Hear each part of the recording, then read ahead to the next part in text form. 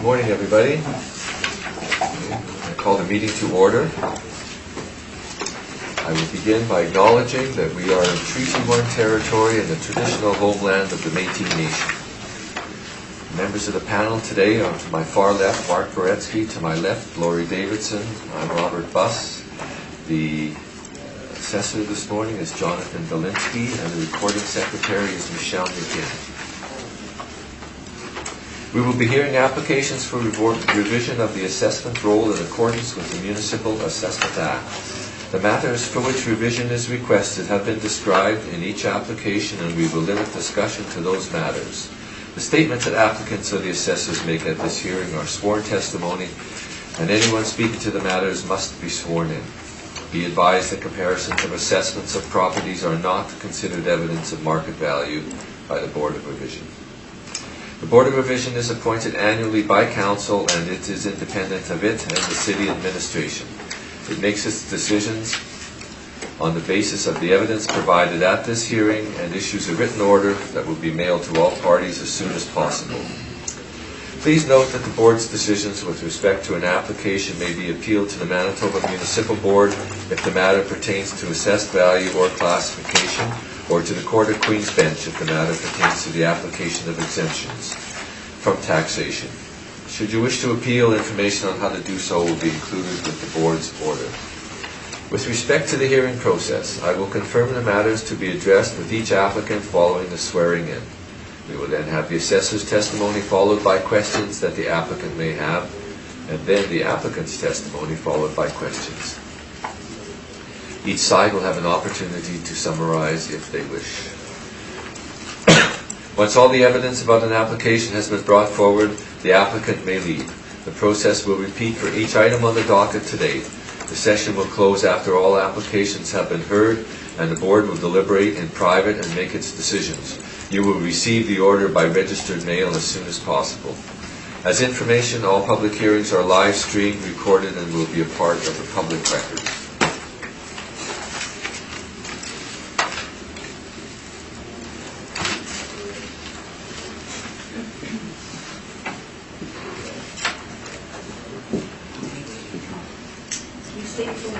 Jonathan Belinsky. Do you swear that the evidence what you give at this hearing should be the truth, the whole truth, and nothing but the truth, so help you God? I do. Can you state your full name, please? Do you affirm that the evidence what you give at this hearing should be the truth, the whole truth, and nothing but the truth?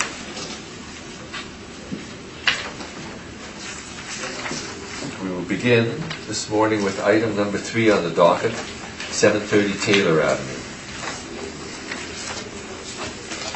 Belinsky, when you're ready. Thank you, Mr. Chairman.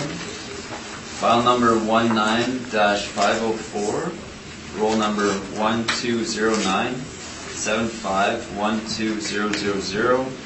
The address is 730 Taylor Avenue. The actual year built of the building was 2003. Zoning is C2, and the leasable area is 10,024 square feet. Recommendation is to confirm the assessed value. Turning to page 3, please. We have a overhead view of the subject property. It's located at the corner of Taylor Ave and Stafford Street. Turning to page 4 is the income stream breakdown. We have a blended rate of $19.93. The subject is made up of 2 premises. As we can see, the leasable area, as mentioned, is 10,024 square feet.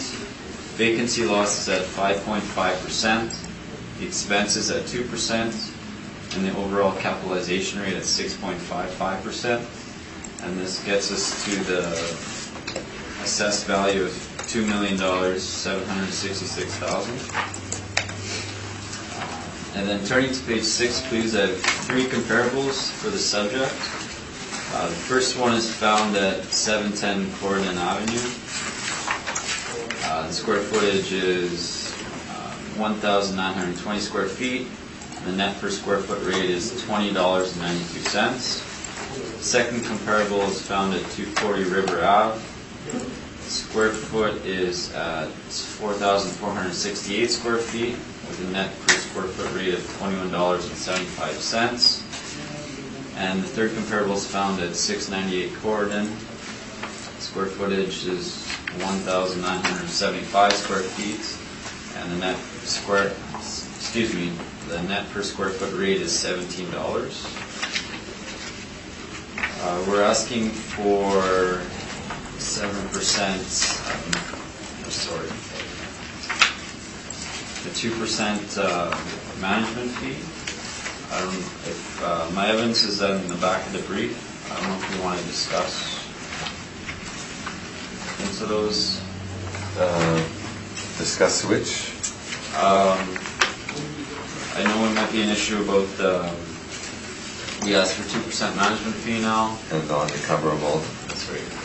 I think you've heard that argument from both sides before. It's in my brief. If we want to discuss, we can. Yes, very good. That's my presentation. Thank you. Thank you.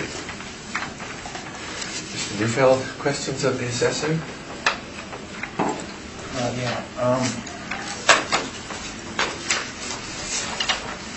The evaluation, page 5, was this all done by the model? Yes, that's correct. And comparables, page 6, who selected those? I did.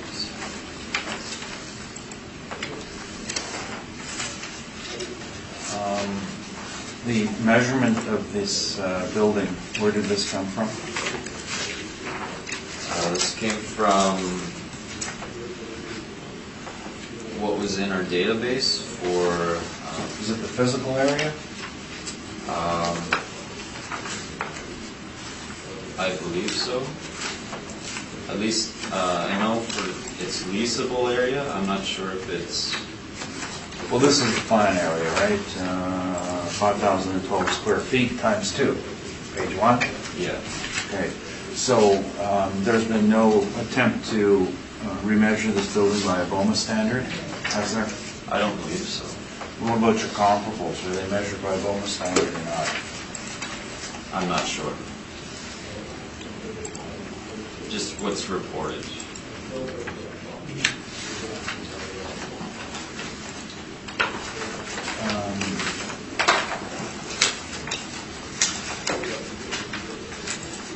The mailer on page 7,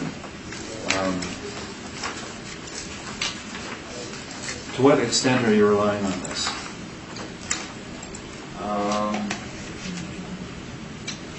We do rely on it. It's an accumulation of all of the mailers they've sent in over the years. So then would this one go into the creation of the model? I believe so, yes.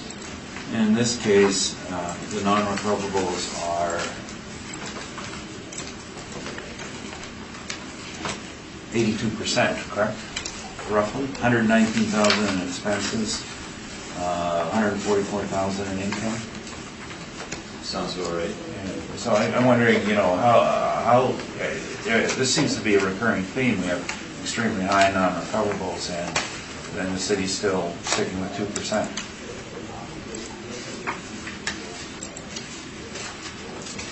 Probably, no, any idea why? I'm not sure why. Okay.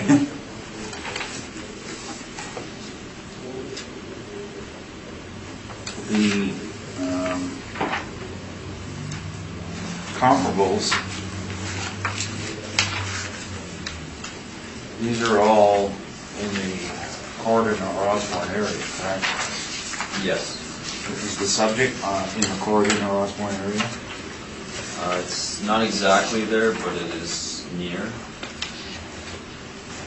Wasn't it an entirely different neighborhood, Corridon versus Pembina? At this juncture of Pembina?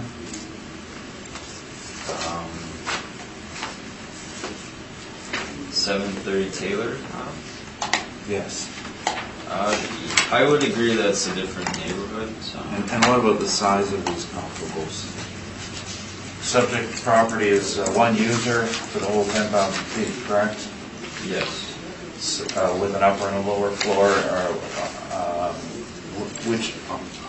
none of these properties are even close to that size, are they? In terms of the full building, no, but in terms of lease rate for one of the premises, if you break it into 5,012 square feet, it at least matches my second comparable pretty good. 240 River, which is in Osborne Village. Yes. And what floor is that? First floor. And 7th and Corridon is the first floor? Yeah, that's correct. And 698 Corridon, Unit 100 would be the first floor? Yes. Have you been in the subject building? I have not. That's my question. Thank you. See if the panel members have questions. Mr. Beretsky? Looking at your comparables, the square foot values that you've got there, sorry, is that plan area or is that gross area? Leasable area. That's the leasable area.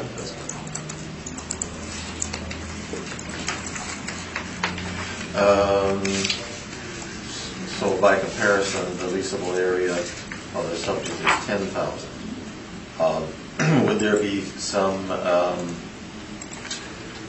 effect that we should take into account by virtue of the fact that the comparables are considerably smaller? Would that make their rents likely higher, or? Yes, economies of scale is possible. If we refer to page 4, we have this subject broken into 2 premises. So each premise is 5,000 square feet. I'm suggesting my comparables could compare to one of those premises. And you've done that in accordance with floors? The 2 floors? What is leased by the tenants in the subject? I believe each of my comparables are just 1 floor. Okay. One of them at 1943, the other one at 2043. Why the difference? Secondly, why is the difference so slight? I am not sure exactly why there's a difference.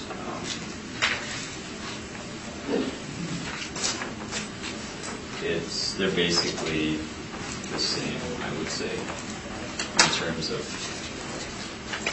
valuation. And these are the model rents. Do you know what the actuals are? Or is this owner? It's owner Is the owner occupied? Okay, those are all my questions. Thank you. Ms. Davidson? Question? Yes, I have a question.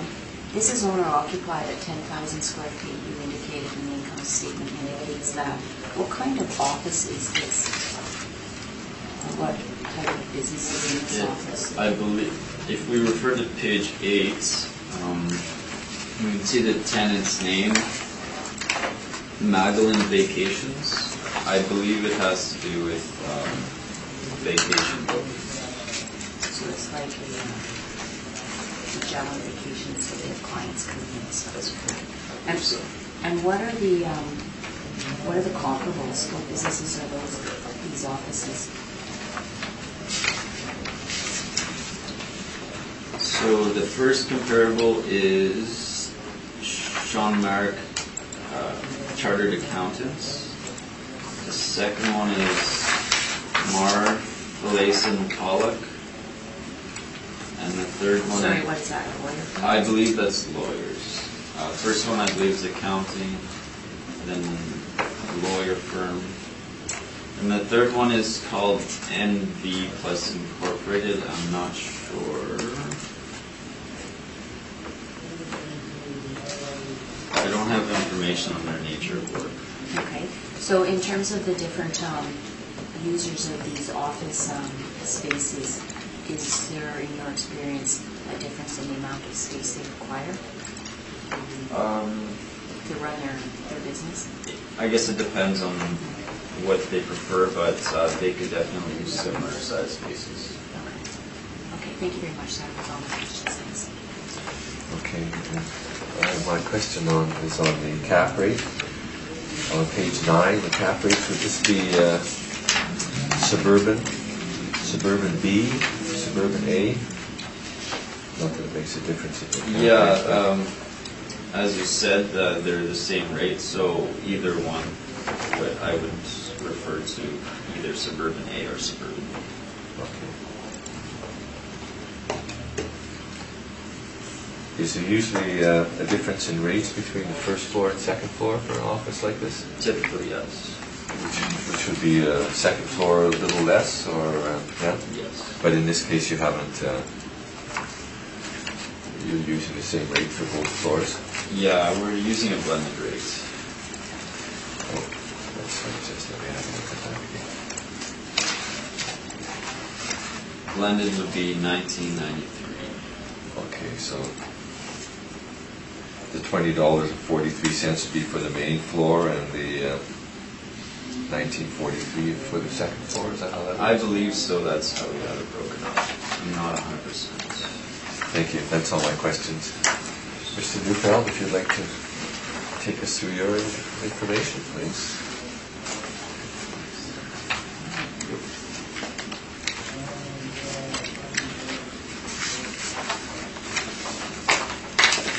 Property was finished in about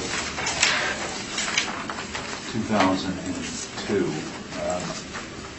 I don't know if people remember the story behind this. I only remember parts of the story, but construction had started and it was under construction for several years.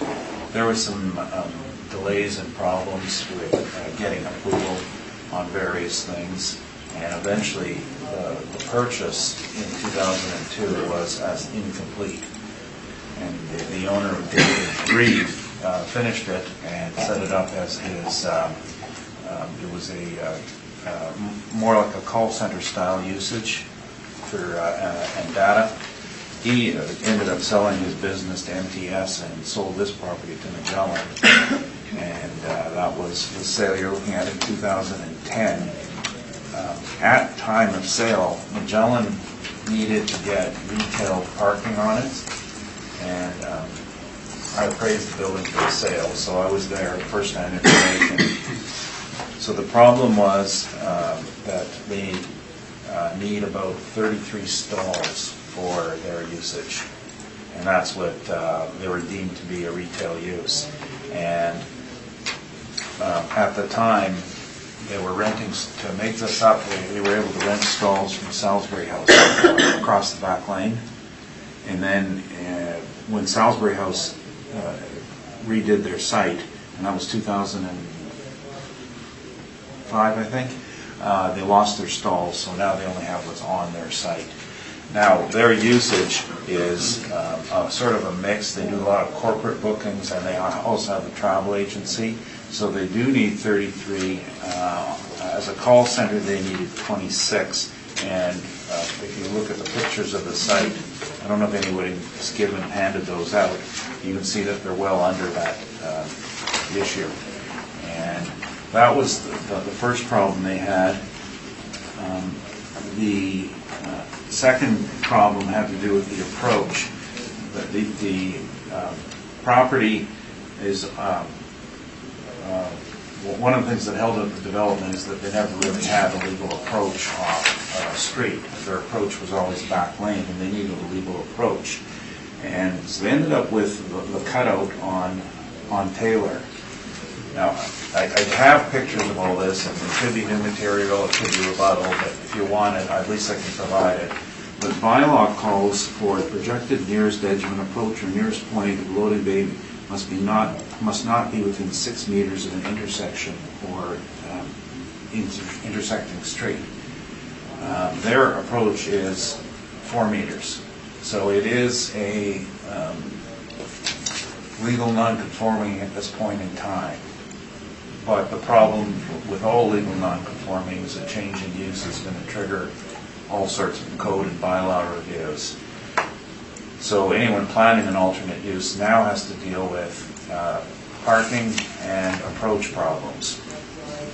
And the brand new issue that popped up is, and this is just came out in 2019, is now the city is requesting a piece of their land at that corner where their approach is.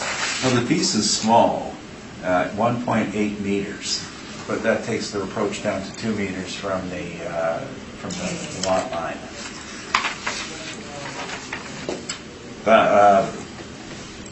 The those are actually major issues with the viability of the site in the long run, and particularly, as it goes to alternate use.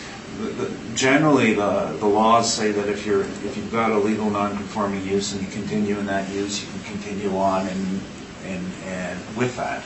It's when you change your use that you can no longer continue. You have to comply. So on the market, this building gets put on the market, they're going to have to look for another travel agent to purchase the building if that was the case, or to lease the building, or a usage that would be deemed to be the same usage. And there's our problem with the whole valuation of the site.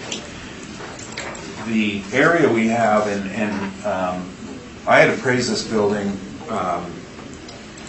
when it was sold, and the measurement is 5,012 on plan area, so it has not been BOMA measured, and a BOMA measurement will exclude vertical penetrations. There are 2 stairwells in the building. They're approximately 60 square feet each, which means that 2 stairwells times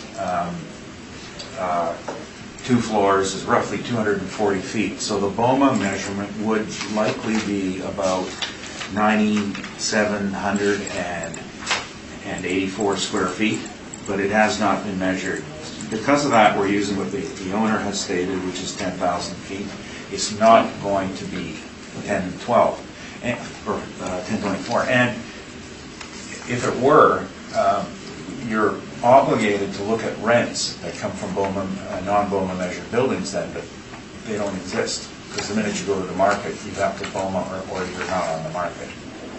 So all the rents that are being brought forward to you are BOMA measurements. And what happens is they get grossed up. The typical number is 7%. So if you had a rent presented to you that was BOMA and called it at $10, and you want to compare it to a non-BOMA measured building, you should take off 7%, call it $9.30. That's the concept behind comparing properties of the same size and by the same measurement standards. And there are several interesting municipal board orders on this, and I myself did one on my house. And I insisted on the right measurement standards, and it does change everything. My case was I had this large open area that they wanted to double count for dimensions, and I don't know if Rob worked on that or not, but the point is, all we're just trying to say is compare properly. So this comes up an awful lot when there's difference in measurement standards. Now that's why we use 10,000 feet. It should be, as I said, less. As to the rent itself, I'm a little disappointed that the assessor didn't look a little harder for comps, because there's a building across the street, an office building, at 850 Pembina. It's 3 buildings, it's about 60,000 square feet. There are 6 tenants in the site. There are the Nurses Association, Engineering Association, B&L Homes, with foster care training. There's a financial planner, and there's somebody else who I've forgotten. The rents in that building have been coming down. There are some in there that were assigned as $16. The new rate today is about for this time period is about $13, and we've highlighted a couple of them in our handout, page 4. Other office buildings that would be considered in the area closer to this than obviously Corridon or Osborne would be ones located on Waverly, office buildings, and we have a number of those. So we have put the number at $12.50 a foot. Our strongest comparison is across the street. Now, across the street is mostly all main floor. There's one very small upper floor area, and it has an abundance of parking, lots and lots of parking. As a matter of fact, until the city took some away, but it still has lots of parking, so it can go retail. That was a concept behind it. It is a little harder to get into than most buildings, but so is our subject. It is extremely difficult to get into. You can only really approach it from one way,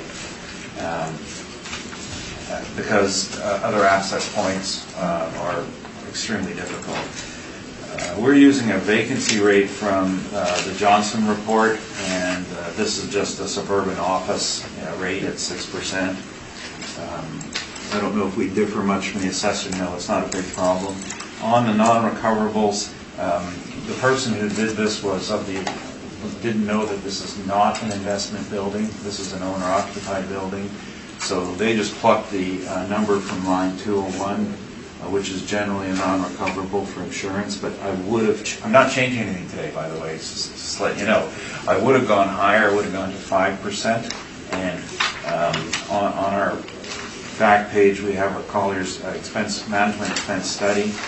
And these are all of our properties that are net leased.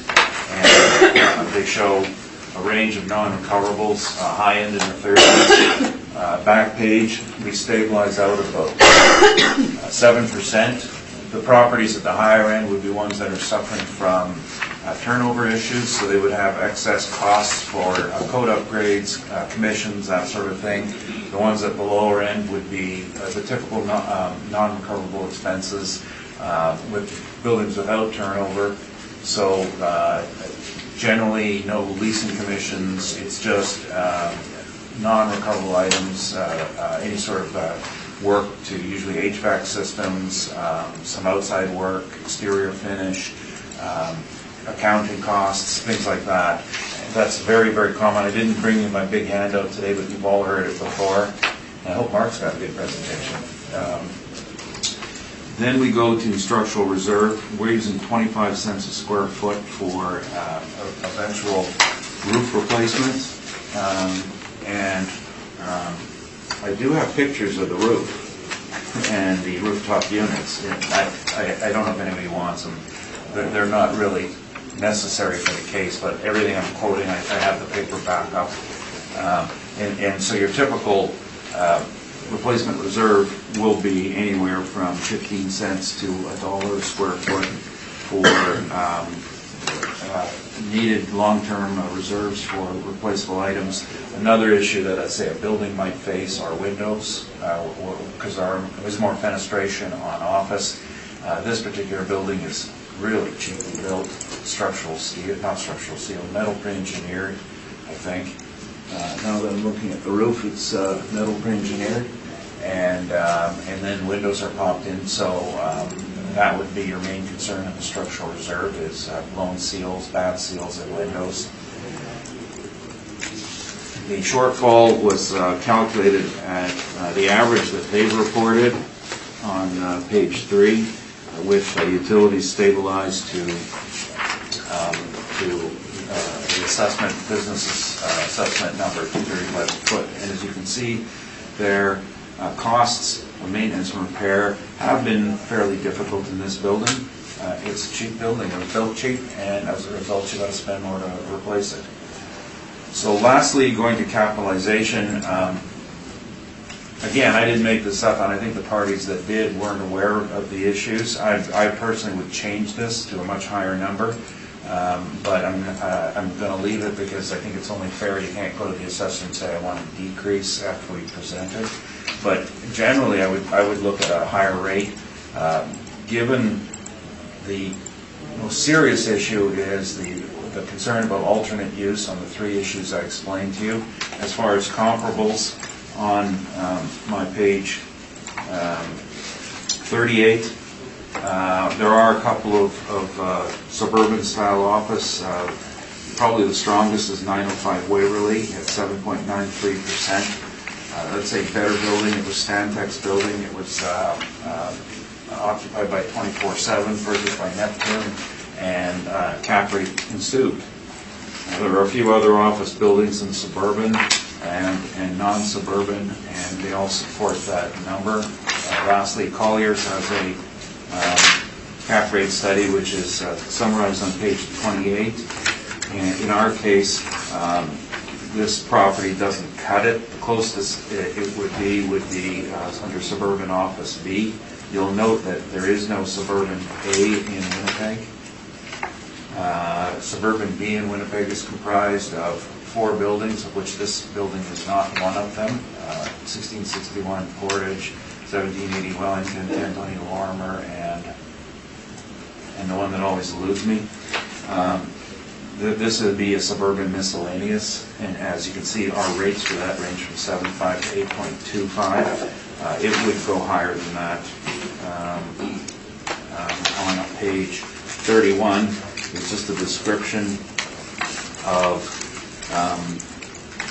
in the middle, suburban office. These are just notes to that sheet, talking about their investment grade, market supply and demand, statement of reliability, and what a premium rate would be, and the comments. Just repeating what I've already said. So CD miscellaneous would be 1 to 4 points higher than the B on a good building. And that's generally due to the amount of semi-gross rents, which on the lower the class of the building, the more apt it is to be semi-gross, which means that the owner, when there's changes in costs, may have to absorb them themselves, which means that on the investment market, it's going to demand a higher cap rate to account for additional risks. That's my presentation. Thank you. Thank you. See if the assessor has any questions. Yes, thank you, Mr. Chairman. How many parking stalls does the business need?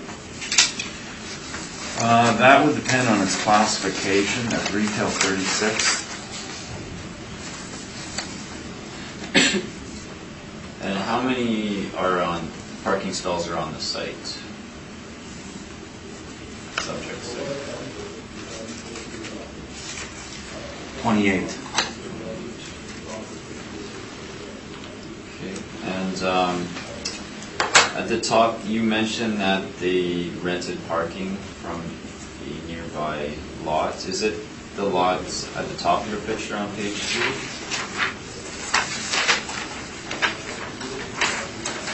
No. That lot, there were some issues with the owner. They were renting from the lot south, the one in Southbury House lot, and that was before the redevelopment. So after the redevelopment, they lost that parking. Okay. Now, they had some arrangements off and on with the one on the other side, which is 693 Taylor. And we were just looking to see if they still had casual parking there, but if they did, we would subtract that from the income and not. And because they're not permanent stalls, that gives them the problem with alternate use. Okay. So this parking lot at the top of your picture at page 2, is this open for the public? No, it's private parking for key safe. Okay, thank you. So you mentioned in terms of usage, if the usage were to change, that they would have to conform to different bylaws? Well, yeah, the parking standards are on page 12. I think, the ones we're looking at are on page 13. And you can see that office is 1 per 750. Call center, 1 per 400, and that's what they had classed in the past, because that gave them a little bit of break. But the problem was class 20, which is most everything else that you can do, and it's 1 per 250 after 2,000 feet. And that's what gives them the need for 34 stalls. And it's based on the physical measurements, so then not the rentable area. So it would be 8024 divided by 250 is 32.09, which you got to round up to 33, plus the 1 minimum, that gets 34. Okay. All right, thank you. I have no further questions. Okay. Ms. Davidson, questions? Yes, I have a question on the access. You mentioned that the city has requested 1.8 meters. Correct. Have they sent an expropriation request, or what is the timing or the nature of that? As of this point, it's called a voluntary acquisition. Okay. And they've made an approach to them. I have the sketch here. The city sent them a letter expressing interest in acquiring this, and Mr. Newman and I would do a great deal of work in this particular area. It's a strange process, but it hasn't hit expropriation yet. Okay. But it's still uncovered under the Manitoba Land Acquisition Act. Okay. Do you know from this letter or in conversations with the city, sort of what their anticipated timeline, like when are they meeting and launching it? They need to get council approval, and that was a letter that was dated the end of April. So I haven't seen it. I haven't checked to see if they got council approval on it yet. Okay. So do you know if they're just asking the owner to voluntarily give it up, or to actually, would they need to go through the expropriation process? Well, they're trying to save money by voluntary acquisition, and that's the route that they'll always take. Would the owner do that, given you've raised acquisition, or not acquisition, access issues? Absolutely not. Right, so then they'd be forced into Expropriation. Yeah. But the city hasn't indicated they want or need that property by 2020 or 2025 or whatever. I have the other letter on me. It's on my phone. I should have emailed it to Michelle to print. They're saying they're interested in voluntary acquisition at this point in time, and they're looking for council approval, and they want to enter negotiations to purchase it. That's always a forerunner to moving ahead with it. And they just want to clip the corner to allow traffic to flow better, I assume. Okay, and just a point of clarification, just so that I can clarify for myself. So are they using the 28 stalls that are on the Kisei site? No. Okay. There was, and I just remember from I dealt with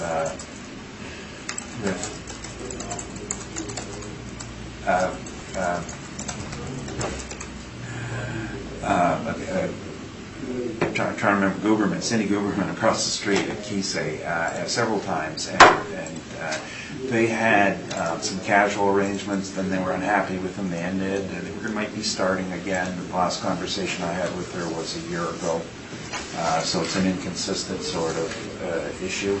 So are people just parking wherever? Like there's no designated parking for clients of this travel agency? I haven't checked the stalls that are laid out for them.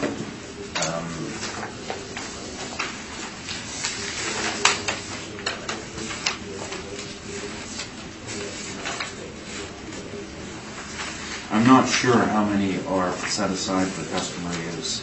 Okay. I drive by it every day, but I've never driven through it.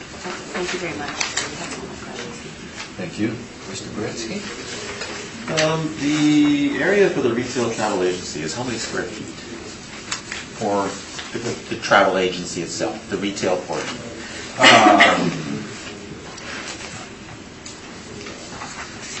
That I couldn't tell you, because I don't know, I haven't been in there for quite some time, as to what if there's a distinction made with planning as to calling part retail, part office, because they do work on internet and call out corporate accounts. In that case, they would be deemed a call center, not an office. So it's going to be the 400 and 750. And So does the city blend those two in accordance with how much? you can, yes. Wait a second, I gotta remember this.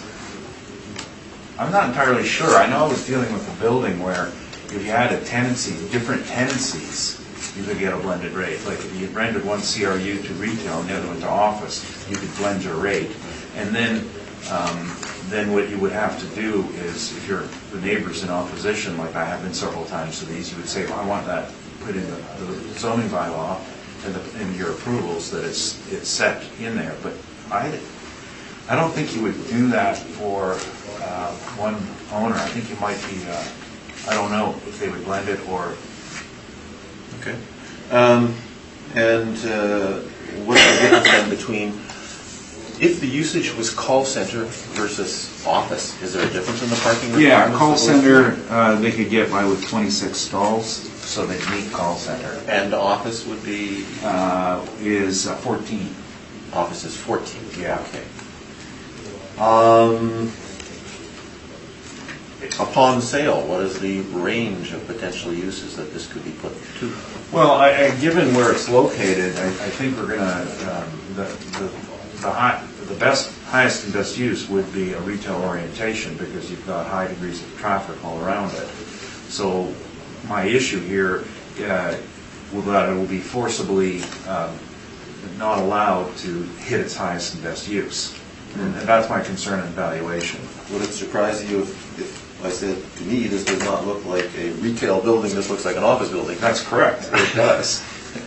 It does. But doesn't that mean it'd be difficult to do a lot of retail types of things? Well, it's surrounded by retail. So, which means that your market is driving this to have a retail orientation. But you cited the example across the street that is office and not retail, Yes, right? but The nurses and it engineers. can be retail because it has the parking.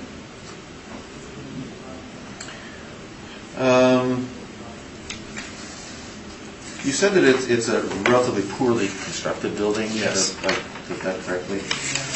Is there anything for Not us? poor, cheap, basic. Cheap. Inexpensive. Yes. Not cheap. Frugal. Is there anything for us to learn from, forgive me if this is too off the top of my head, the insurers for this building? Are they using an age-life table that would reflect the poor quality as opposed to 80-year life? I've never seen an insurer do that. I've done a lot of insurance appraisal. They'll look at type of construction, sprinklers, and proximity to water as the main criteria, and then use, of course. So I don't think it's a factor at all. Okay. All right, that's my question. And besides, it's mostly steel, so it's not going to burn. Thank you. I have a couple of questions. When you were reading off at the beginning about the city's bylaws or something, I thought I heard you say loading bay. They need so much. Well, it's or loading bay. Oh, okay. Now, I have the precise quote here. If you But they don't have a loading bay. No, it's called nearest edge of an approach or nearest point of a loading bay. So it's or. Okay. I just. That's the 2008 bylaw, which came in after they were built. Okay. And the rents that you have on page 4, which ones are from across the street? 850 Pembina. 850 Pembina? So the first one is about a quarter of the way down. It's a larger space of 1352 foot.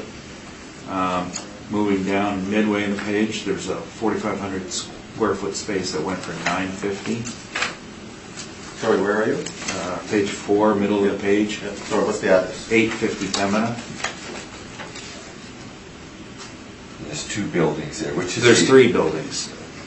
What number is the latest building? Is the teachers? That's the one that's furthest back. Okay, the nurses are Or the further nurses south. Further south. Which building? Do you know what number they are? 890. Well, we call them all 850 at Colliers. They don't break them down 850, 870, 890. Everyone in there's 850 on our rent rolls. Oh, okay. So you've got 2. Is there another one? Yeah, no, the mid one, 4,500 feet. I don't remember which building this was. I think that's the non-B&L building. B&L took a whole space. B&L took the other one, the 15,000 feet in here. And so I think that middle one was in 870 because it had more multi-tenants, and the engineers are in it, and they moved some space around, and then there was a financial planner and then a lawyer. Lawyer space got absorbed by the engineers. I don't remember the exact tenant on this one. Okay. So those 2 that you mentioned then. Yes. Okay. And the assessor has a sale in the brief, and you alluded to it as well. You were involved with it. Yes. October 2010, 1,000,006. Correct. Is that a legitimate fair market sale? Yeah, well, the offer came in at 1.4, and then there was an arrangement for parking and a counter at 1.6. So that was contingent upon having the extra parking. So regardless of code, at the time of sale, they had arranged for additional parking in the Southbury House lot. Okay, and I think in your brief, you're asking for a value that's lower than that sale? Well, values have generally gone down? No, I don't think this property, to my knowledge, has ever been appealed. Actually, I think I filed an appeal on it in 2006, and then it was sold. And after that, they haven't even bothered with it. But my question is, Values? your value, you're asking for a lower value than the sale from 2010. Well, first of all, the sale was contingent on getting parking that's now gone. And the second issue with Pembina Highway is that when people quote statistics about market increases, they're always presented in a very misleading fashion. It doesn't matter what type of real estate we're dealing with. They're always throwing the new inventory in with the existing inventory. So if you hear that lease rates have gone up, that's because we've added seasons of Tuxedo, and we've added big new retail developments that are getting $27. There's never been a study on same site rates, which have been stagnant. Same site would be Pembina Highway in this juncture where it's a transient neighborhood, Portage Avenue, the transient neighborhoods, Main Street transient neighborhoods. You know, the same goes for housing, and the housing numbers are skewed off by not only the new stock, but people remodeling old stock. So misleading. Okay. There's been no real change in this building. But yes, I understand your issue, and you know, this is what and then of course we have the uncertainty over the city's plan acquisition, which could mess up their approach even more. Okay, and one last question.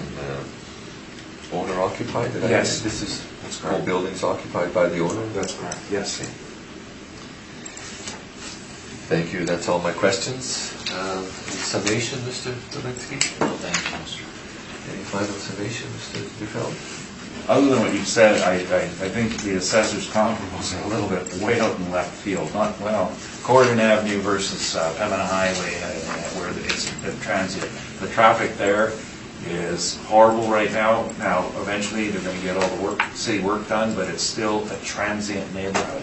The stretch of Pembina from just north of Bishop Grandin up into to Osborne is transient. It's not where you go to do your shopping. It's not the greatest part. And transient rates like that tend to reflect lower values. Thank you. Thank you. That concludes that property, number 3. And we will move on to item. Yes, we'll take a short break. Just a minute. Maybe 2. 2 minutes. At the most.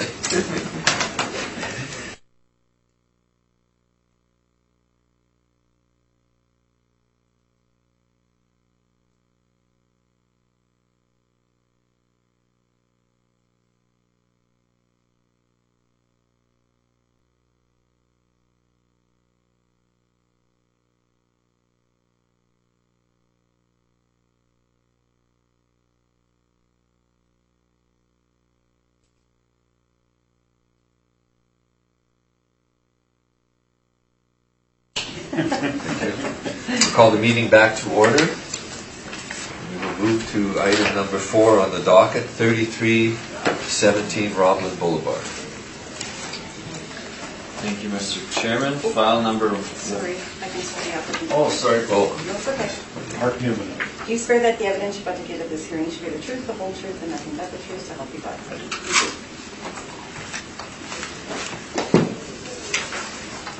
Okay, thank you. File number 19-3130. Roll number 0100914500. The address is 3317 Roblin Boulevard. We have an office building built in 1976. zoning is C2. The leasable area is 3,600 square feet. I have a new recommendation. The new rec is to change the assessed value to $581,000. And this is based on changing the cap rate to 7.8% and going with the rent in place at $14. This new revised amount is based on a cap rate change to better reflect the investment quality of the building and to changing to the actual rents in place. I guess we'll quickly look over. Well, let me ask Mr. Newman if this is acceptable to you. So I just heard about this literally within the last 2 minutes, unfortunately, and I don't think I'm in a position to accept it, but I do appreciate the recommendation. Okay, very good. Well, we'll continue on. So page 3, we have an overhead view of the building. And at the top of the page, and then at the bottom of the page we can see where it is located on Roblin. Turning to page 4, I have updated information if we want to write this in. So the rent now would be $14. This changes the potential rent to $50,400. The net operating income changes to $45,289. The cap rate changes to 7.8%. And this brings our capitalized value to $581,000. So we can disregard my page 6 comparables. And then we can turn to page 8, please. This is the income and expense mailer sent in by the owner. As we can see at the top of the page, we have a net lease. Monthly rent is $4,200 per month.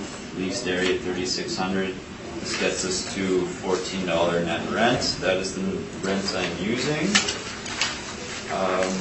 And then just referring to page 15 is our evidence justification on using 2% non-recoverables. This chart shows that we're in line with what the market has proven for the 2020 general assessment cycle, and that is my presentation. Thank you. Let's see, Mr. Newman, has any questions? I do, thank you. Mr. Dolinsky, just help me with your page 4 and your revised valuation. So $14, which creates gross potential of $50,400. Same vacancy? That's correct. And what's the vacancy allowance? 5.5%. But sorry, in dollars?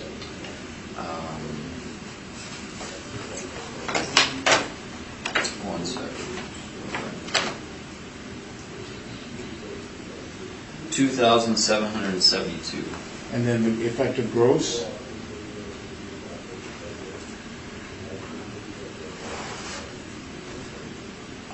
Effective market income, Yes. 47,628. And then the 2%? 953. Okay. And then the rest I've got. So, prior to the adjustment you're now making, is it correct that your page 4 was model-driven? That's correct. Okay. And the model determined that the rent for space like this was $11.42 per square foot. That's correct. And your page 6 comparables, which you've now said we should disregard, did the model select those or did you select those? I selected these. And you selected them based on their comparability to the subject property? Yeah, that's correct. Okay. Further research, I found out that my comparables were in a different area as the subject, so I felt the rent in place better suited the valuation. Well, your comparable number 4, 3401 Roblin, that's literally across the street. So that's not in a different area, is it? This one's close, yes. Okay.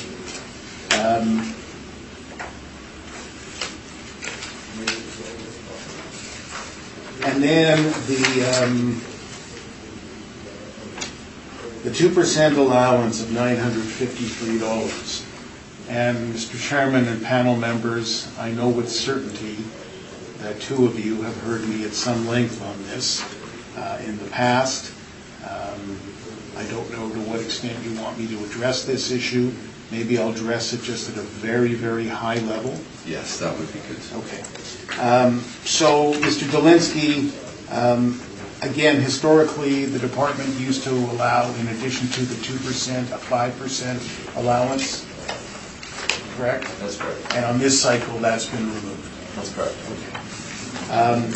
Conceptually, the purpose of the non-recoverables is to recognize the fact that there are always expenses a landlord cannot recover from a tenant even under a net lease, correct? Yes. All right.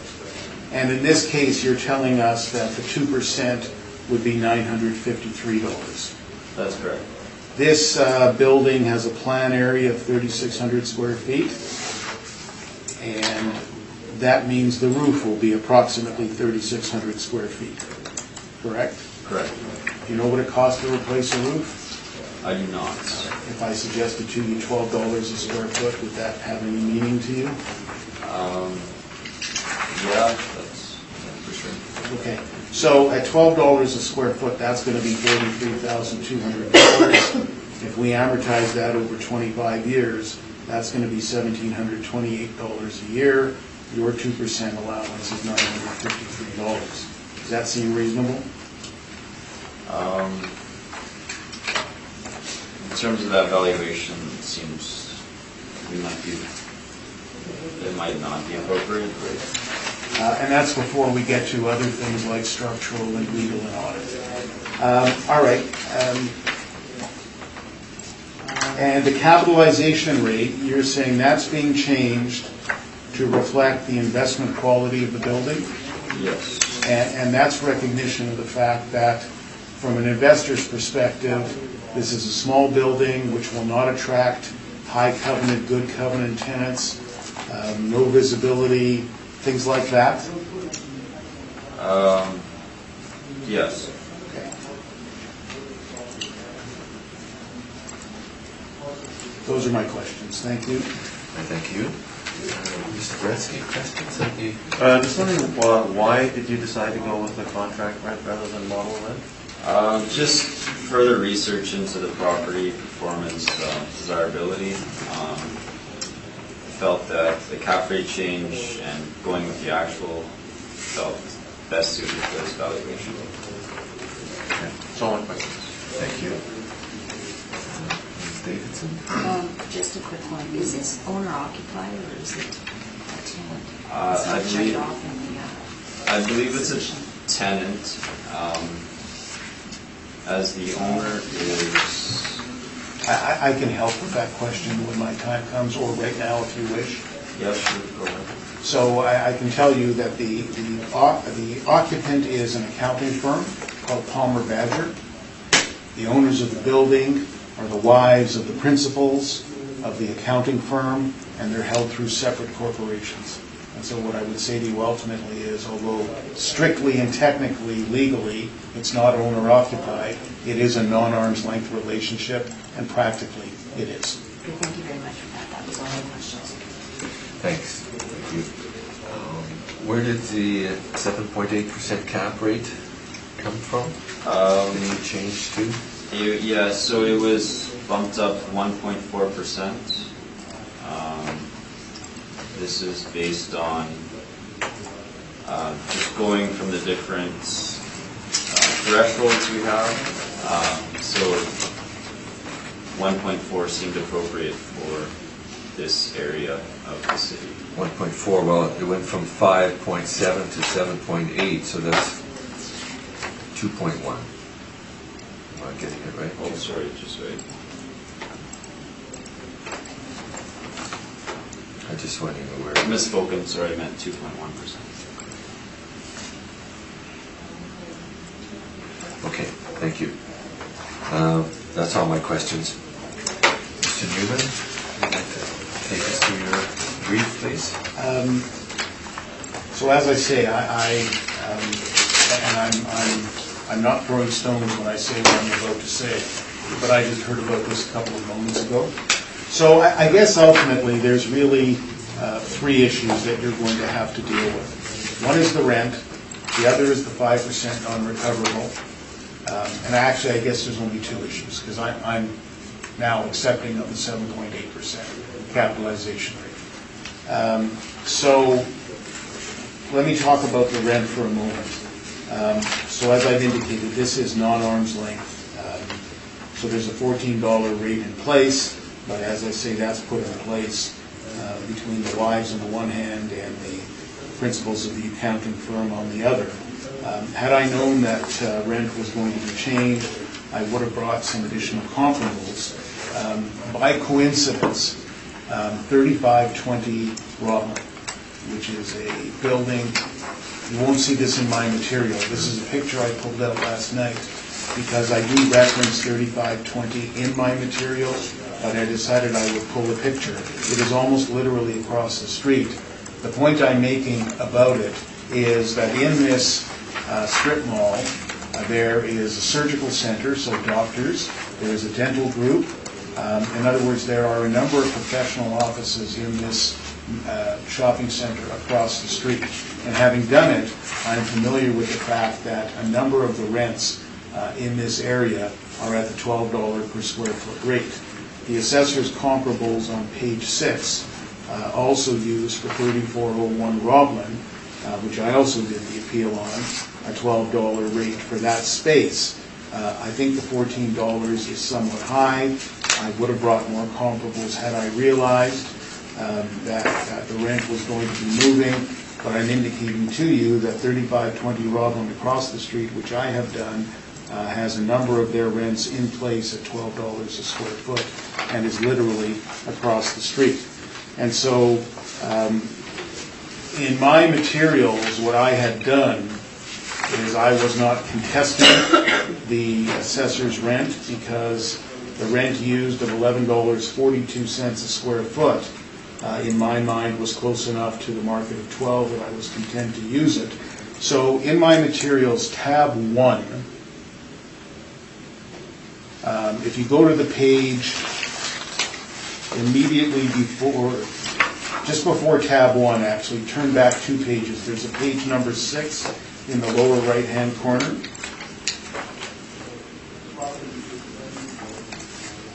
So there was my original calculation using the $11.42 rate, the 5.5 vacancy, a 5% additional non-recoverable, resulting in net operating income of $34,745. I actually used the 7.25% capitalization rate. That drove value of $479,000. The assessor wants to bring the rent, I'm suggesting that the rents in the area are not $14 generally. They're more like the $12.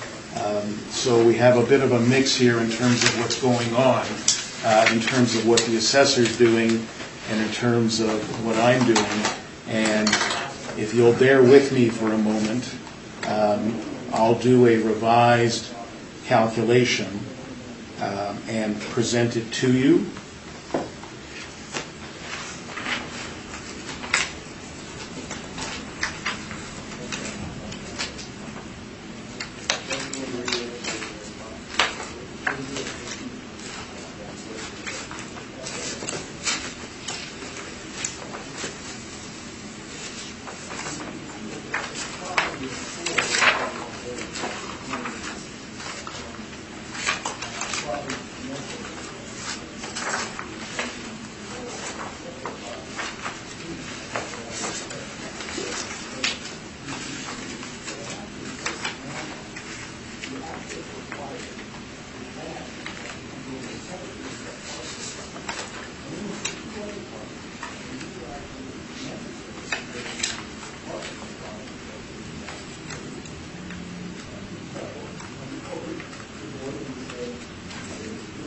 Okay, so let me give you a set of numbers that you can put onto page 6.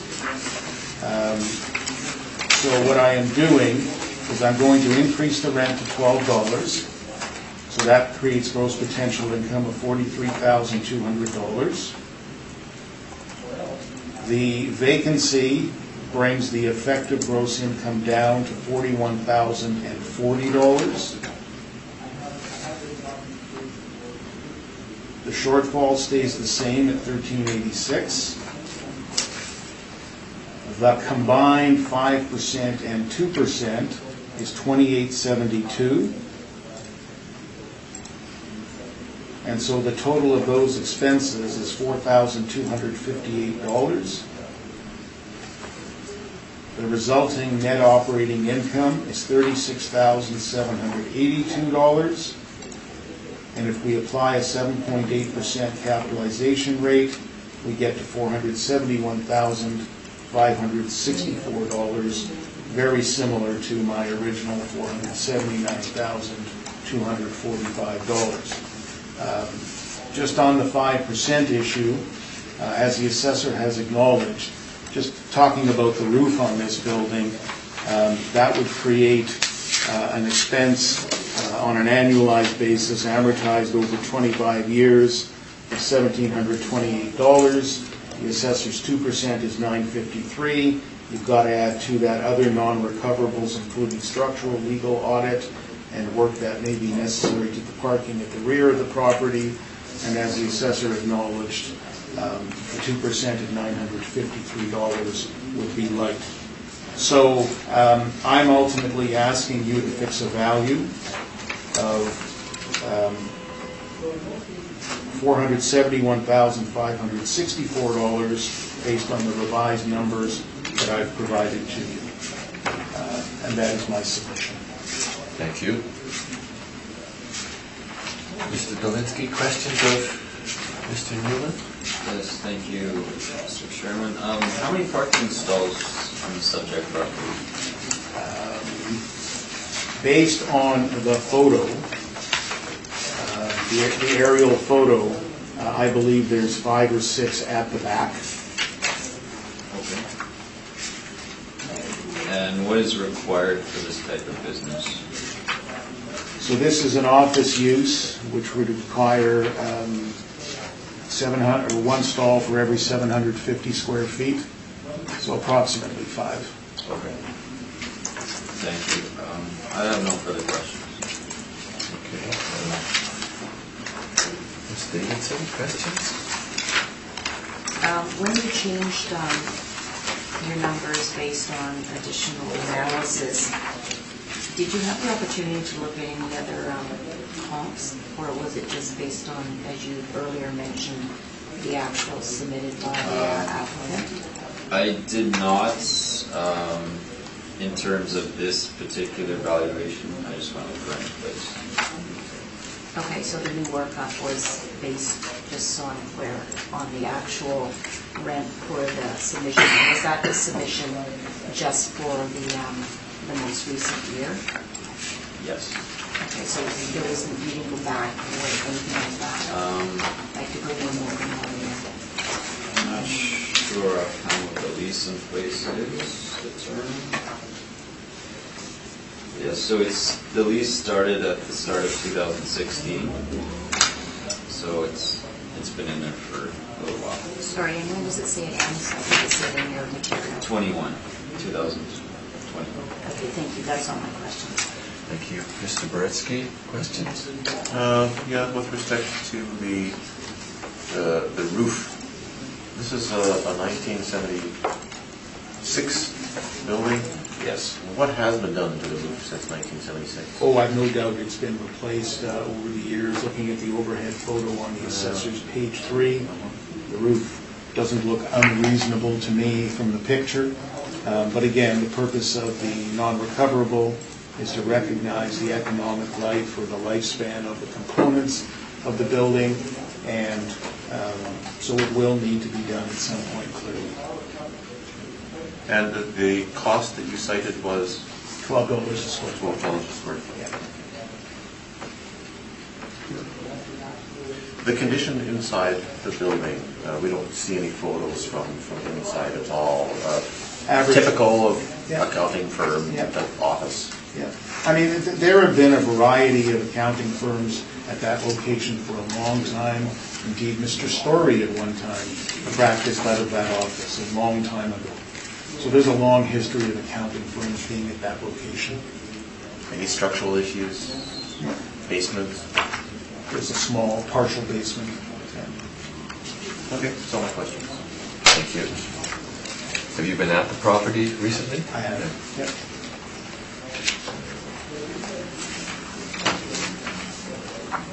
I don't have any other questions. Summation? Just a simple point that, again, it's a non-arm's length lease, so that's why you've got to be careful with 14. I would have had lots more comparables for you, but having done a number of the buildings on Roblin, $12 is a very common rent, and that's why I've used it. Very good. Thank you. That will conclude 3317 Roblin, and we will move on to item number 5, 440 Dawn Avenue.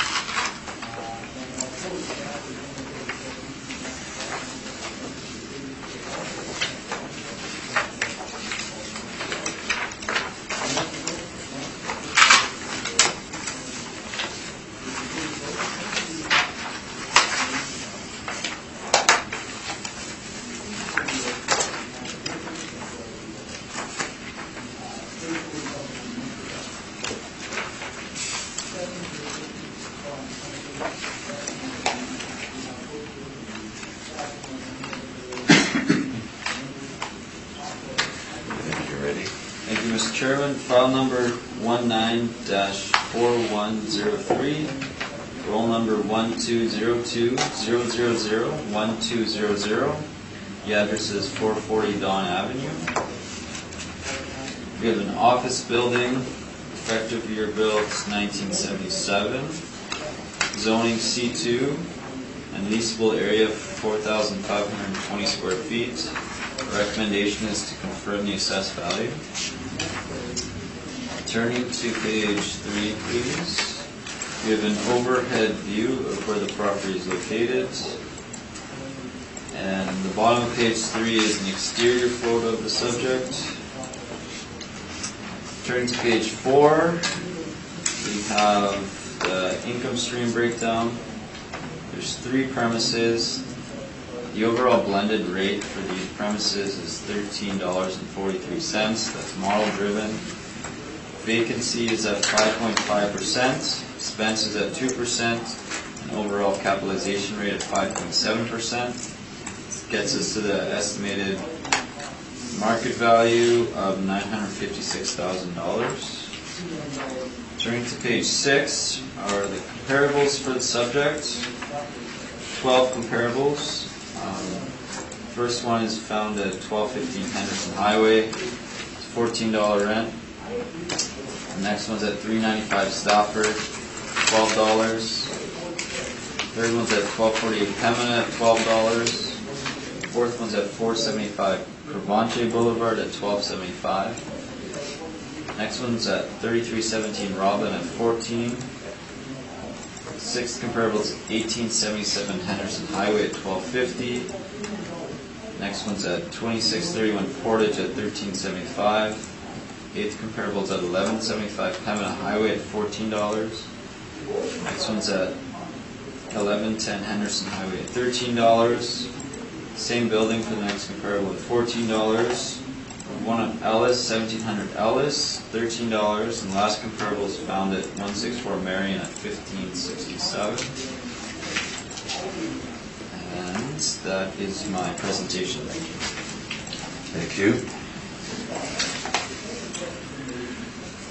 Mr. Newman, any questions? Yes, so page 1 of your brief.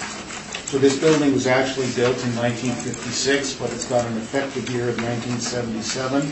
Do you know what causes it to have an effective year of 1977? I don't have the actuals on me, but typically it's because of upgrades or permits or inspections done to the property. Okay. looking to your page 3, so there's an overhead photo on page 3, and the building footprint covers substantially all of the land area, doesn't it? Yes, pretty much.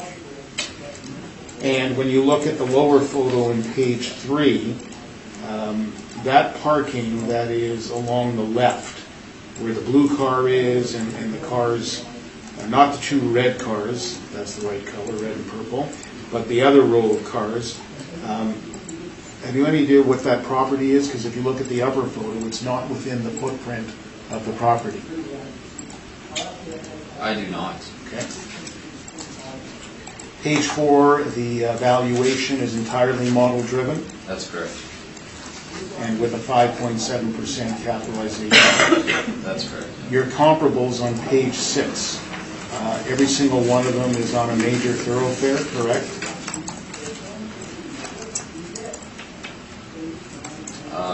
Yes, more or less. And if we look at the photo, coming back to page 3, the upper photo for a moment. So Dawn is a street that runs off of Osborne, and this is the area of Osborne that is south of Confusion Corner, correct? Yes. Okay. And you see the number 390 that appears in the upper photo on Osborne? Yes. That's a building there, correct? Yes. And so visibility to the subject property from Osborne is restricted by buildings in place, correct? That's correct. And certainly Dawn Street is not a major thoroughfare, is it? No.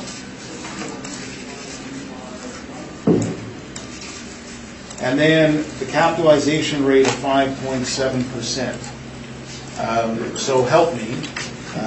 This is a 2-story building without elevator, correct? Yes. The absence of elevator will make it more difficult to lease upper floors if somebody wants barrier-free access, agreed?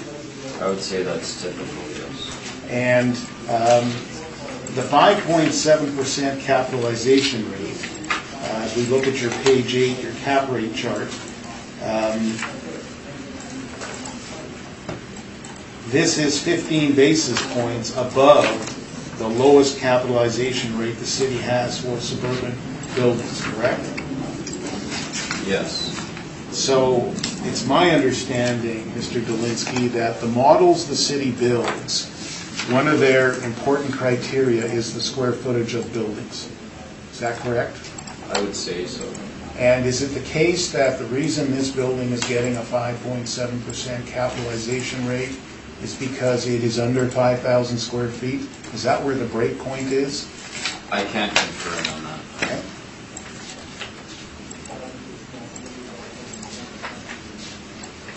You would agree with me that from an investment quality, this building is certainly not among the best buildings in the city of Winnipeg.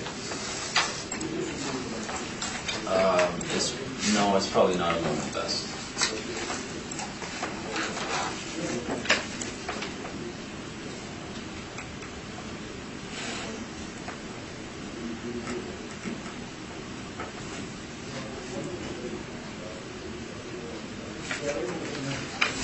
And so this area is Osborne, just south of Confusion Corner. Of course, Corden runs into Confusion Corner, correct? Yes. And, okay, those are my questions. Thank you. Thank you. Mr. Berensky, questions? Can you give me a sense of who finds this to be an attractive building location? Who is in it?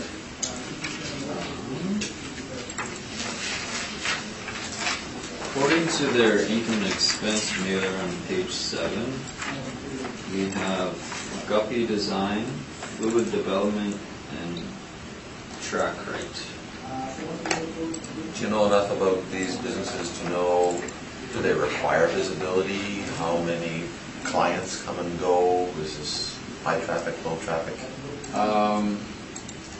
I couldn't speak too much of the nature of business.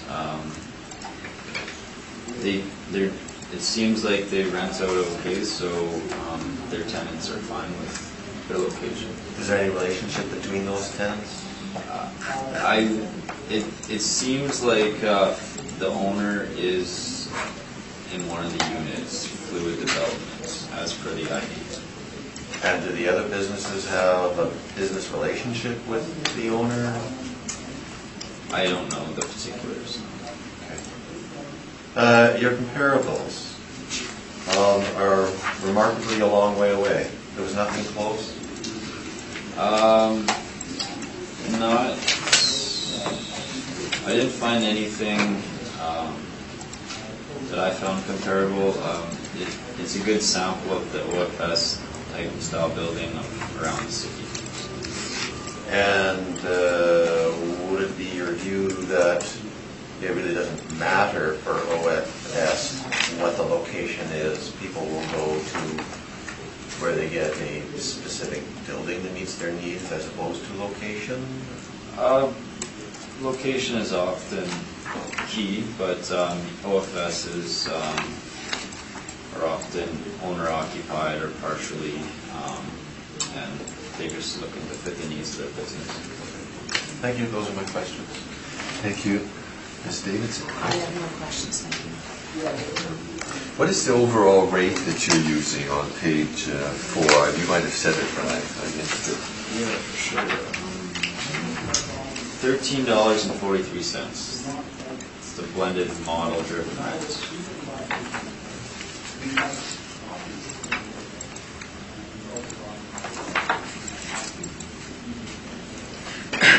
That's all my questions, thanks. Mr. Newman, if you'd like to Thanks. give your information. Please. So 3 issues arise on this building: the rent, the non-recoverables, and the capitalization rate. Let me first start perhaps with the capitalization rate.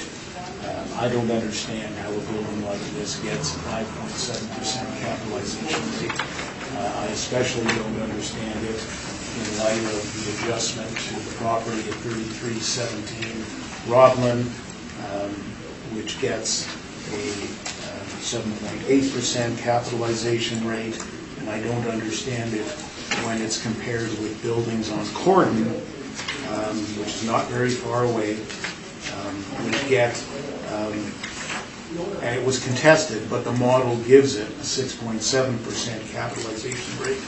And if you turn the pages of my brief, so the first 2 pages are text, and then I've got handwritten numbers in the lower right-hand corner. Maybe let me just turn you through those pages. So the first page was the assessor's calculation of value. The second page is the rent roll, same as in the assessor's brief. The third page was a workup of value I did. Let's pass that by for a moment.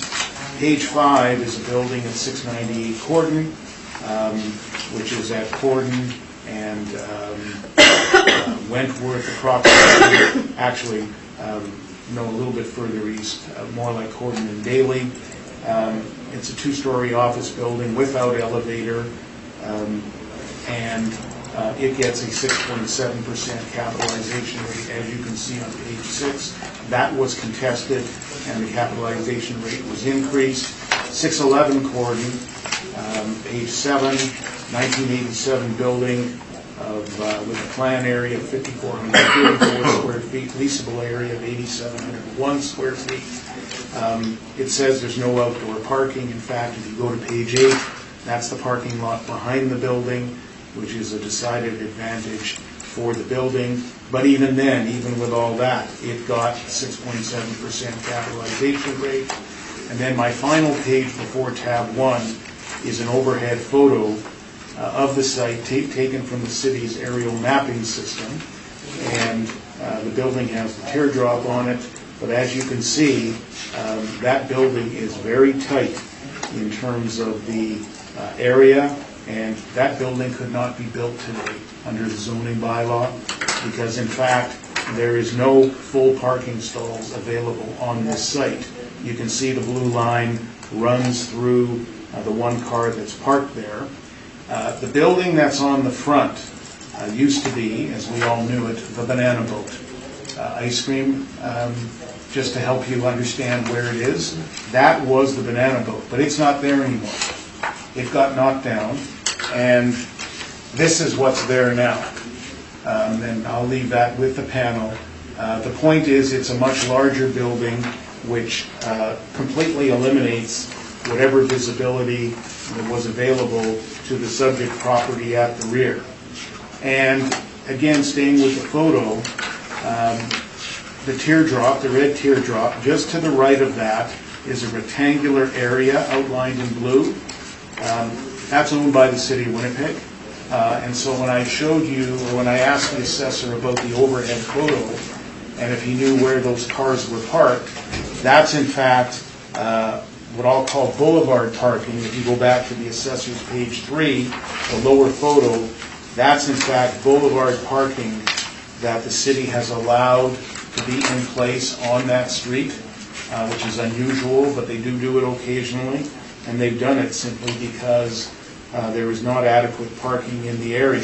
So my point to you is that this building really has essentially no parking on its site and would not be allowed to be built today, but because it was built originally in 1956, it was allowed to stay.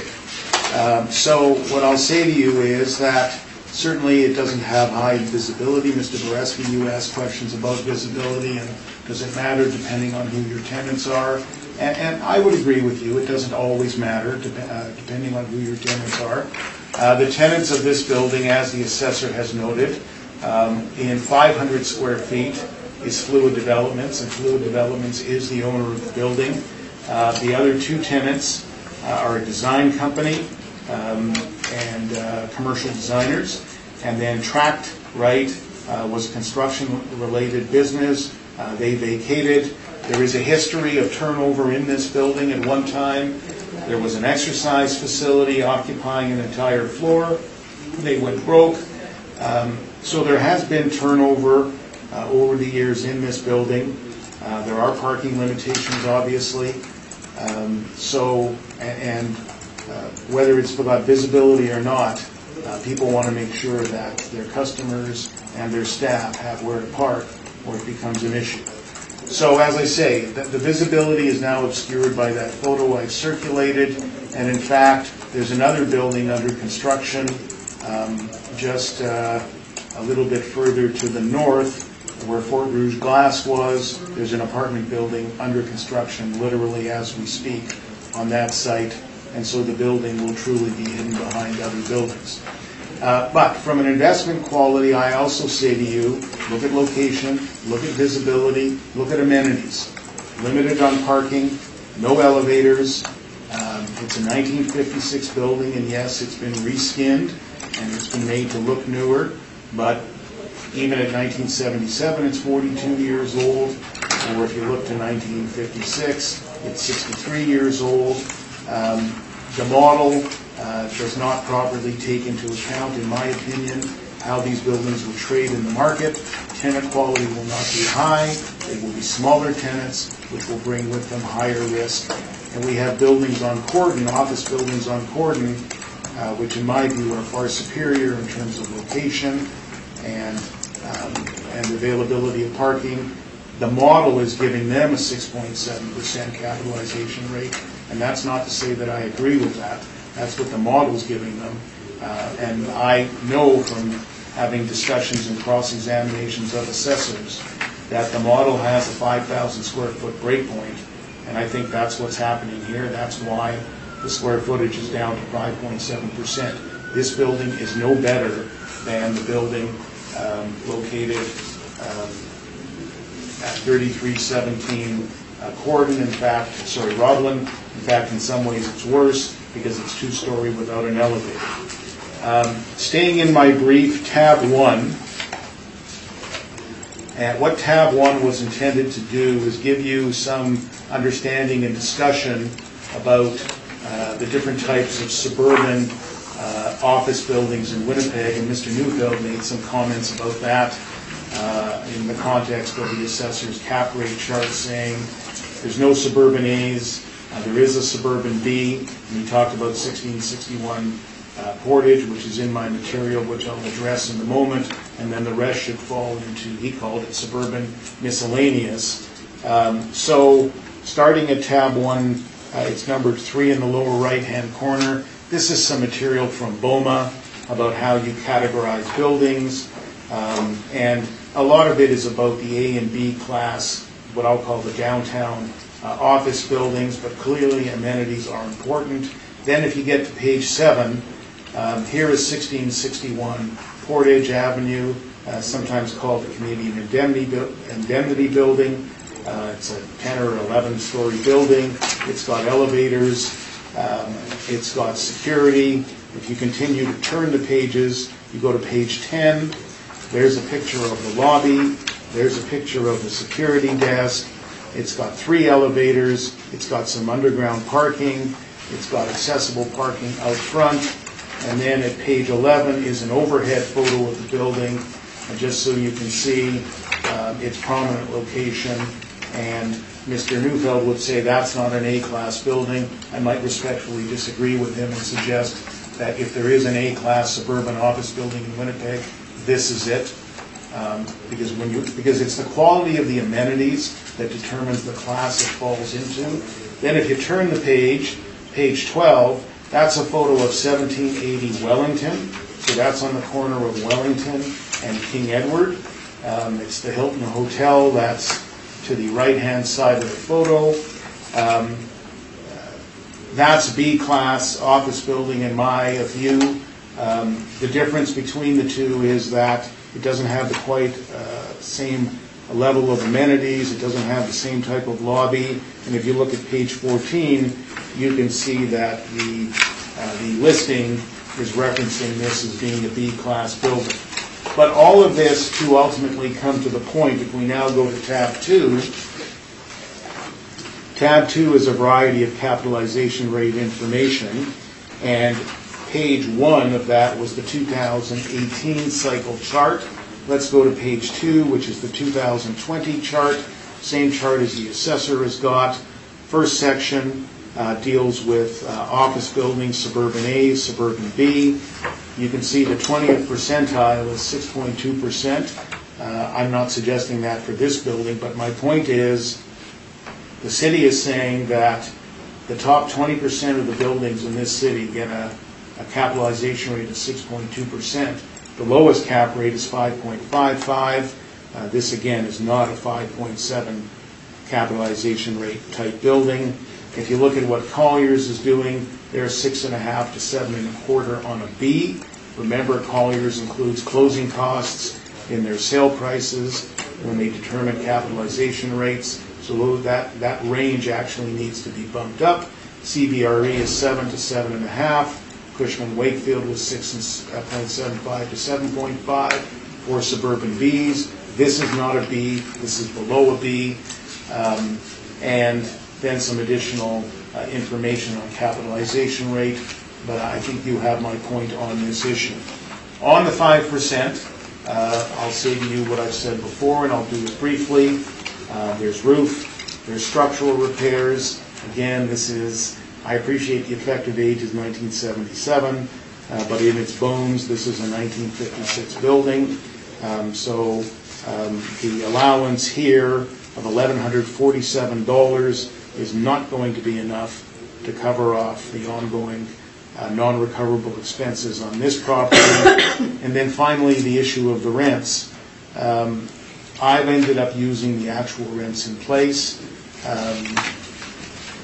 They average to $12.51 a square foot. From my work in relation to cordon buildings, I'm aware that there are many rents in the $12 to $12.50 a square foot.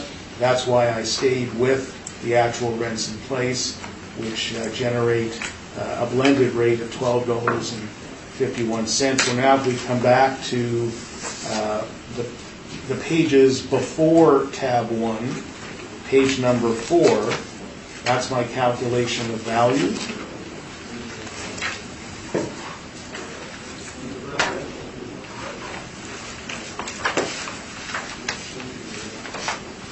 So So you can see there that I've got $56,566 of gross potential income, same vacancy as the assessor, same shortfall. I've got an additional 5% of non-recoverables. Practically, the non-recoverables is not that big an issue on this property. The assessor's number is $1,147. Mine is about $1,200 higher at $2,672. And then I've applied a 7.25% capitalization rate, and that results in a value of $661,694. And subject to questions, that's my submission. Thank you. Mr. Nowinski, questions? Yes, thank you, Mr. Chairman. So you mentioned that there might be a threshold in terms of cap rates for size of the buildings. Would you agree that a building under 5,000 square feet would carry less risk in terms of vacancy than, say, larger? Well, I'm going to disagree with you, and I'll explain it in this way. If you've got 3 tenants in a building, in a 5,000 square foot building, each occupying the same number of square feet, if you lose one of them, you're 33% vacant. If you're in a big building where nobody occupies more than 5%, for example, you can lose 1 tenant, you can lose 2 tenants, you can lose 3 tenants, and you're at 5, 10, or 15% on vacancy. But in a small building, when you lose a tenant, it really impairs your cash flow very badly. So I actually think the risk is higher. I have no further questions. Thank you. Ms. Davidson, questions? Just a short one on the parking. These seem to be, as you guys have mentioned, 3 different businesses which are not necessarily business related. Are these type of businesses ones that have clients coming often, or? So certainly people will come and go. It's not retail, obviously, in the sense of that type of traffic, but certainly people will come and go. Does it require the highest level of parking? I would say to you, no. But does it require a reasonable amount of parking? I would say to you, yes. And that's why they took steps, I think, to put parking in the boulevard, in the city boulevard, which, as I noted earlier, does happen sometimes, but is unusual. Okay. All right, thank you very much. Thank you. Mr. Bretsky, questions? On your page 4, you show management fee of 5%, and non-recoverables of 2%. You talked a fair bit about the types of things that show up as non-recoverables. That's only 2%, whereas the management fee is 5%? So this is a template that's been around for too long, and were I doing it more precisely, that item called management fee would be changed so that it read non-recoverables. In other words, what I'm looking for is a 7%. 7% total Yes. non-recoverable. Exactly. Okay. That's fine. That's all my questions. Thank you. Have you been to the property? I have, yes. So the picture on the bottom of page 3 of the assessor's brief, you had said that the building was reskinned from the outside. Right. I think maybe from the 1956 office buildings maybe didn't have those kinds of windows or whatever. But forgetting about the outside, has the inside been updated like the outside is? I'm going to call it an average quality building on the interior. Yes, it's not 1956 on the interior. I would say to you it's similar to this, to where we are now in terms of quality, acoustic tile ceiling. Okay, so it has been, I'm always wondering when I see effective ages, but there is some reason for there being an effective age on the building. Right.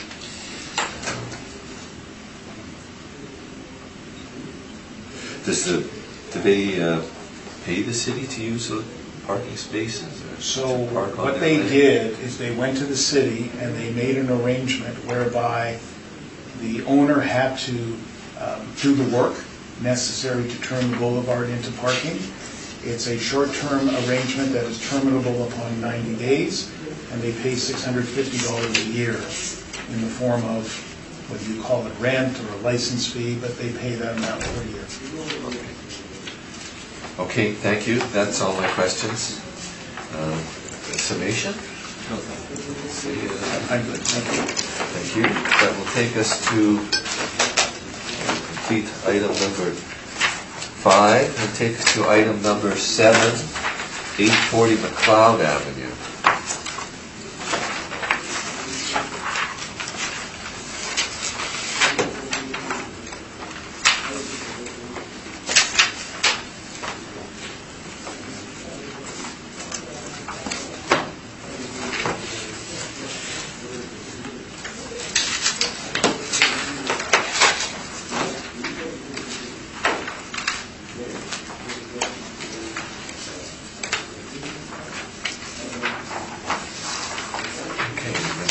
Yes, Mr. Chairman, file number 19-1793, roll number 04002757-200.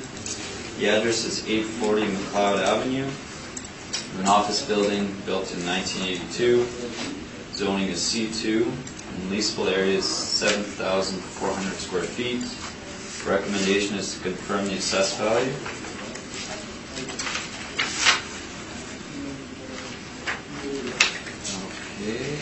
Turning to page 3, the photo of the subject property. And then the bottom of page 3 is location where it's located. Turning to page 4, please. We have the income stream breakdown, generating a model-driven rent of $13.21. Vacancy loss is at 5.5%. Expenses at 2%, and overall capitalization rate at 6.7%. And this gets us to the estimated value of $1,309,000. Turning to page 6 are 5 comparables found on Henderson. First one's at 1110 Henderson Highway, $14. The second one is at 1108 Henderson Highway at 14. Third comparable is 1106 Henderson at 1412. Fourth comparable is 899 Henderson at $15. And the fifth comparable is at 1250 Henderson at $15. And that is my presentation. Thank you. Mr. Newman, any questions? Yes, page 1. So the plan area is 7,378 square feet, That's correct. and so the roof will be approximately the same size. Yes. 1982, both actual and effective year built. If we look at your page 3, the upper photo, this is a concrete masonry block building, correct? Yes.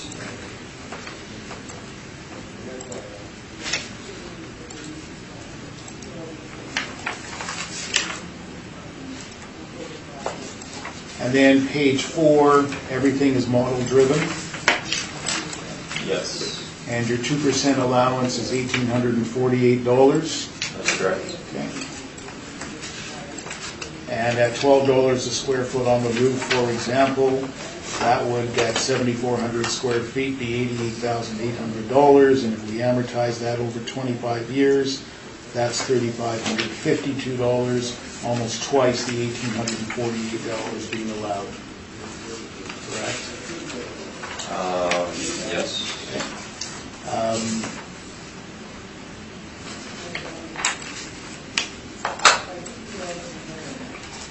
Your page 6 comparables, all model driven, or did you select them? I selected these. And so every one of them is on Henderson Highway. That's correct. Actual rent in place is $12, correct? Yes, I believe so.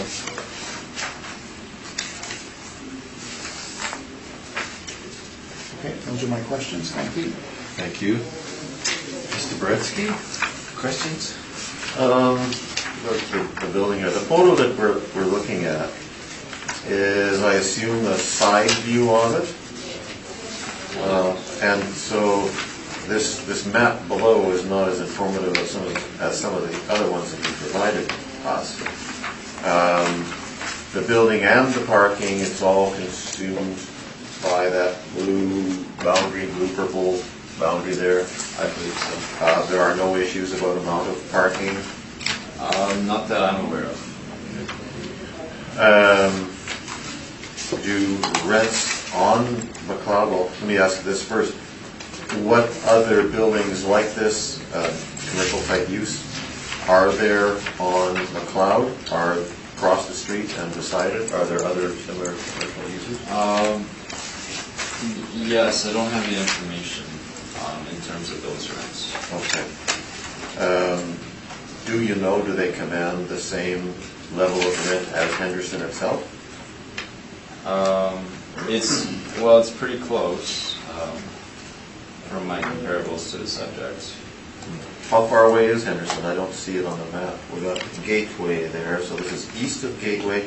So Henderson is quite a distance to the west then, off the map? Yes.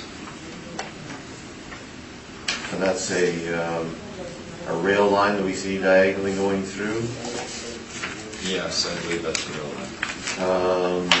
The large lot at the corner of McLeod and Gateway, is that a grocery store? Is that the, it's am I like orienting myself? Is that the superstore? The superstore? I think so. Okay.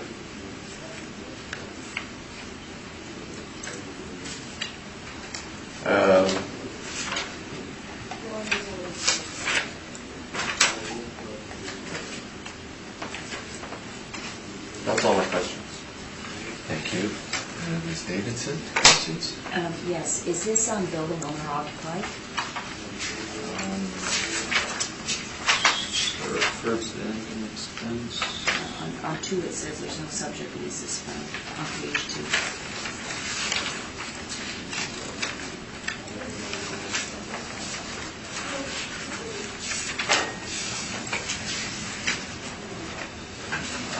I'm not sure if this is the owner or not, so I cannot confirm. What kind of business is this office?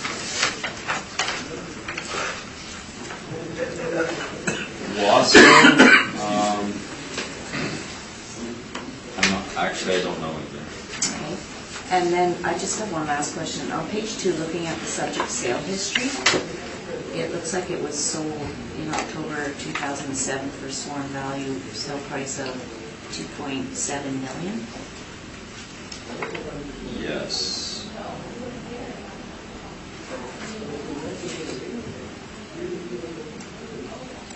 I don't have information on the sale. I think there's a good chance it's a multi-roll sale. Sorry? There's a good chance it's a multi-roll sale. So not just for this particular... But I don't have the information, so... All right, thank you. That's all my questions. Thank you. Were you able to inspect it, exterior or interior? No, I was not able to. So that, I think it was pointed out already, maybe by Ms. Beretsky, that green line going through, that's that parkway area there? Yeah, I believe there's a walkway. Okay, now I have an idea where it is. Okay, thank you, that's all my questions. Mr. Newman, if you would be so kind. To answer some of the panel's questions, it is not owner occupied. It is occupied as office space. Wasso is a social service agency. And in fact, they're kind of famous in the assessment world because they took a case into the Manitoba Court of Appeal which dealt with the question of whether a lessee was entitled to a school tax exemption, and the Court of Appeal determined that the word owner, as it appears in the legislation, also includes a lessee. So that's why this space is school tax exempt. And Wasso has offices in a number of locations around the city. To answer another question, this was a multi-role sale. Adjacent to this property at 836 McLeod is a neighborhood shopping center, which was part of this sale as well. And the question about parking, because it's got common ownership, they're able to share parking, and parking does not turn into a problem on this site. So that's all by way of a little bit of background. 3 issues arising here: rent, non-recoverable expenses, and capitalization rate. The assessor's model is using $13.21 a square foot. The actual lease in place is $12. If you look at my material at the first page of the text of my brief, so the very first page in, you'll see I've listed a number of comparables. Some of them at 836 McLeod, which is next door. Others at a neighborhood shopping center located at 1200 Rothesay, occupied by doctors, physiotherapists, and chiropractors, where the rents are $12 and $13 a square foot. These, in my view, support the actual rent in place of $12 a square foot and should be utilized. The assessor's comparables, again, are all on Henderson, some distance away, and in fact, many of them are multi-story, for better or for worse, I suppose, but again, on Henderson, some distance away, and so that's my observation on the rent. On the non-recoverable expenses, again, you've got a roof of almost 7,400 square feet here, at $12 a square foot, amortized over 25 years. That's $3,552 per year. The assessor's allowance is $1,848. There will be structural, there will be legal, there will be audit, there will be other non-recoverable expenses. The 2% is not enough, and I'm asking for a 7% allowance, which I will show you in a moment. Then we come to the question of the capitalization rate. This is getting a 6.7%. We've heard already of a building on Roblin that got a 7.8%. I'm suggesting to you that the capitalization rate here, if you go now to the page right before my tab 1,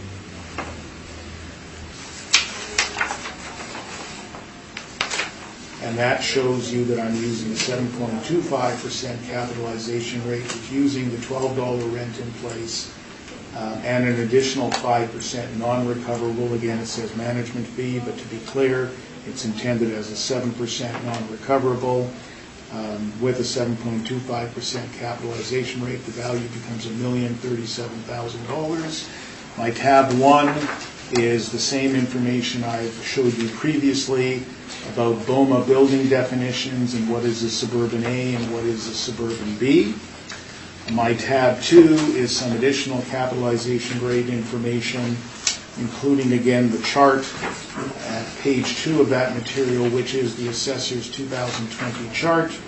And again, if you look at what Colliers and CBRE and Cushman Wakefield are saying, this, in my opinion, is not an A or a B suburban. This is below that, and in my view, a higher capitalization rate than the 6.7% being proposed is appropriate, and I'm proposing 7.25% capitalization rate. Subject to questions, those are my submissions. Thank you. Let's see if we have any questions. Mr. Dolinsky, questions? Yes, thank you. So you mentioned that 836 McLeod was purchased with the subject.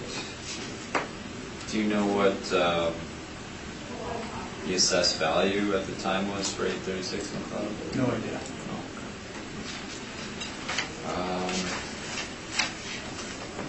I don't have any further questions. Thank you. Thank you. We'll see if the panel does. Ms. Davidson? I have no questions, thank you. Mr. Beretsky? No question. Were you at the property? I have been to the property, yeah. The exterior looks average condition, interior? Well, the exterior is, I was going to say it's built like a brick. Of course, it is like a brick because it's masonry block. I just realized that as I said it. It's a solid building. There's no question. The interior is similar?